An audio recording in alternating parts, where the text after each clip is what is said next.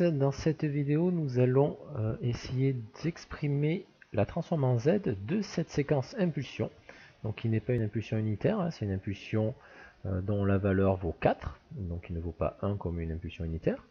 L'objectif c'est d'exprimer donc la transformée en Z de cette suite d'échantillons. Donc si on regarde, si on essaie de traduire mathématiquement cette suite x1 n, donc on voit bien que x1 pour n égale 0, donc on va appeler x1 0, il faut 4.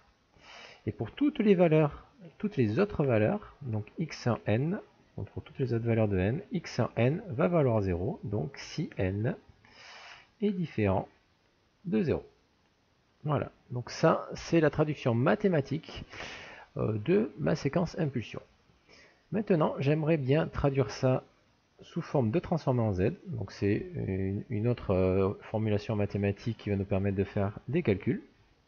Donc par définition, la transformée en Z d'une séquence, donc on va appeler donc la séquence x1 n,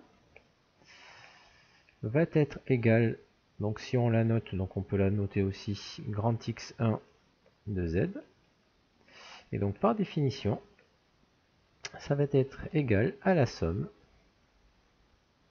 depuis n égale 0 jusqu'à plus à l'infini de donc des échantillons x1, donc x1 n fois z puissance moins n. Voilà, donc si on regarde, si on traduit ça ici, on remplace, donc ça va faire, donc je vais noter cette relation x1 de z, hein, je vais garder cette notation là. Donc x1 z, ça va être x1 0 fois z puissance moins 0. Donc fois z puissance moins 0, donc puisque n égale 0. Si je remplace n par 1, ça va faire x1n fois z puissance moins 1. Si je remplace n par 2, ça va faire x2n fois z puissance moins 2, etc. Donc si on regarde les valeurs de tous ces éléments, donc x1 0, donc on l'a déjà vu, x1 0 est égal à, donc ici c'est une impulsion de valeur 4, donc ici ça vaut 4.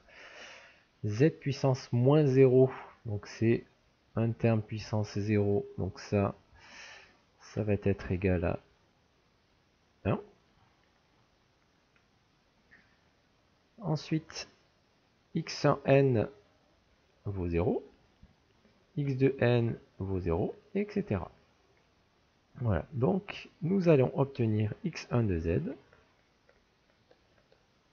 qui va être égal à donc x1 0 4 fois z puissance 0, donc ça, z puissance moins 0 c'est la même chose que 1 sur z puissance 0, donc c'est 4 fois 1, donc x1 de z, ici nous allons obtenir la valeur 4. Et donc voilà la traduction sous forme de transformée en z de la séquence impulsion qui vaut 4. Donc si on avait une séquence impulsion unitaire, nous aurions x1 de z qui serait égal à 1.